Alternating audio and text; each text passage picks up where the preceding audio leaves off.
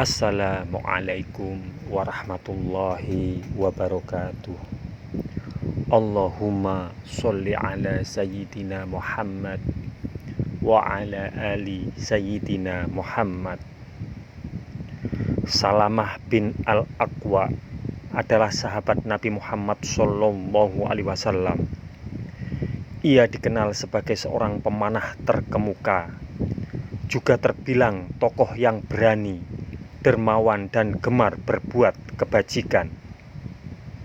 Salamah bin Al-Aqwa sempat uring-uringan karena omongan sahabat Nabi lainnya yang menganggap saudaranya tewas dalam perang sebagai tewas karena bunuh diri sehingga tidak mendapatkan pahala syahid. Saudara Salamah bin Al-Aqwa yang bernama Amir bin Al-Aqwa tewas di perang Khaybar. Ketika itu Amir mengucapkan pantun dengan suara keras di hadapan tentara Islam.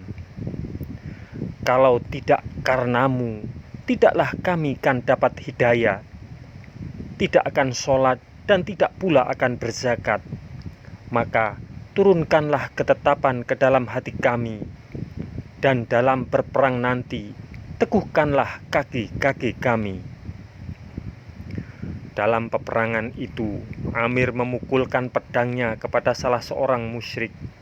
Tetapi rupanya pedang yang digenggamnya, hulunya itu melantur dan terbalik hingga menghujam pada ubun-ubunnya yang menyebabkan kematiannya.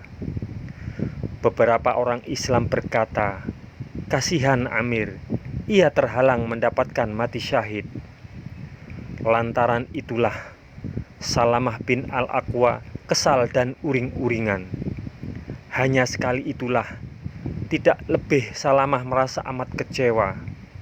Ia menyangka sebagai sangkaan sahabat-sahabatnya bahwa saudaranya Amir itu tidak mendapatkan pahala berjihad dan sebutan mati syahid, disebabkan ia telah bunuh diri tanpa sengaja.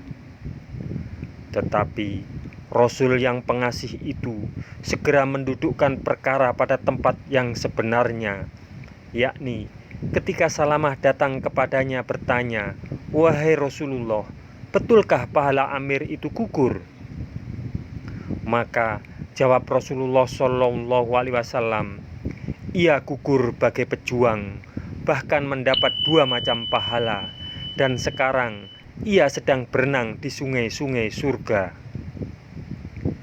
Salamah bin Al-Aqwa termasuk tokoh-tokoh Baitur Ridwan.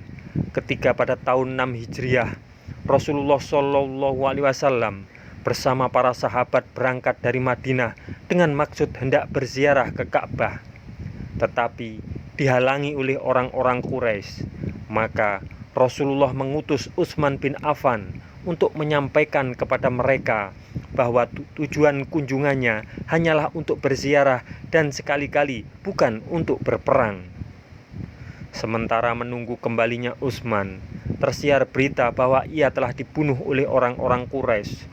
Rasulullah lalu duduk di bawah naungan sebatang pohon, menerima baiat sehidup semati dari sahabatnya seorang demi seorang. Aku mengangkat baiat kepada Rasulullah di bawah pohon dengan pernyataan menyerahkan jiwa ragaku untuk Islam. Lain, aku mundur dari tempat itu. Tatkala mereka tidak berapa banyak, Rasulullah bertanya, hai Salamah, kenapa kamu tidak ikut baiat? Aku telah baiat wahai Rasulullah, ujarku. Ulanglah kembali, titah Nabi. Maka kuucapkanlah baiat itu kembali. Dan Salamah telah memenuhi isi baiat itu sebaik-baiknya, bahkan sebelum diikrarkannya, yakni semenjak ia mengucapkan asyhadu an la ilaha illallah wa asyhadu anna Muhammadar Rasulullah.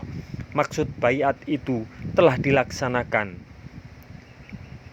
Kata Salamah, aku berperang bersama Rasulullah sebanyak 7 kali dan bersama Zaid bin Haritsah sebanyak 9 kali. Salamah terkenal sebagai tokoh paling mahir dalam peperangan jalan kaki dan dalam memanah serta melemparkan tombak dan lembing. Siasat yang dijalankannya serupa dengan perang gerilya yang buta jumpai sekarang. Jika musuh datang menyerang, ia menarik pasukannya mundur ke belakang. Tetapi bila mereka kembali atau berhenti untuk beristirahat, maka diserangnya mereka tanpa ampun. Dengan siasat seperti ini, ia mampu seorang diri menghalau tentara yang menyerang luar kota Madinah di bawah pimpinan Uyainah bin Hisan al-Fizari dalam suatu peperangan yang disebut Perang Ziqorod. Ia pergi membuntuti mereka seorang diri, lain memerangi dan menghalau mereka dari Madinah, hingga akhirnya datanglah Nabi membawa bala bantuan yang terdiri dari sahabat-sahabatnya. Pada hari itulah Rasulullah menyatakan kepada para sahabatnya, tokoh pasukan jalan kaki kita yang terbaik ialah Salamah bin Al-Aqwa.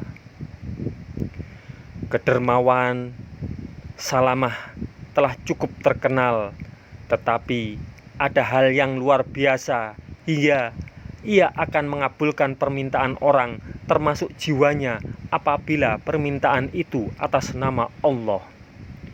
Hal ini rupanya diketahui oleh orang-orang itu. Maka jika seseorang ingin tuntutannya berhasil, ia akan mengatakan kepadanya, "Ku minta pada Anda atas nama Allah." Mengenai ini, Salamah pernah berkata, "Jika bukan atas nama Allah, atas nama siapa lagi kita akan memberi?" Sewaktu Utsman radhiyallahu anhu dibunuh orang, pejuang yang perkasa ini merasa bahwa api fitnah telah menyulut kaum muslimin. Ia seorang yang telah menghabiskan usianya selama ini berjuang bahu-membahu dengan saudara seagamanya, tak sudi berperang menghadapi saudara seagamanya.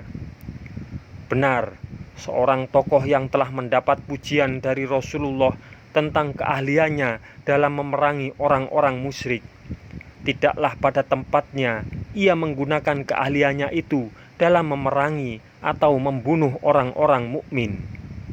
Itulah sebabnya ia mengemasi barang-barangnya, lalu meninggalkan Madinah berangkat menuju Rabzah, yaitu kampung yang dipilih oleh Abu Dzar dulu sebagai tempat hijrah dan pemukiman barunya. Maka di Rabzah inilah Salamah melanjutkan sisa hidupnya. Pada suatu hari di tahun 74 Hijriah, hatinya merasa rindu berkunjung ke Madinah. Maka berangkatlah ia untuk memenuhi kerinduannya itu. Ia tinggal di Madinah 1-2 hari, dan pada hari ketiga ia pun wafat. Semoga kisah ini bermanfaat untuk kita semua. Wassalamualaikum warahmatullahi wabarakatuh.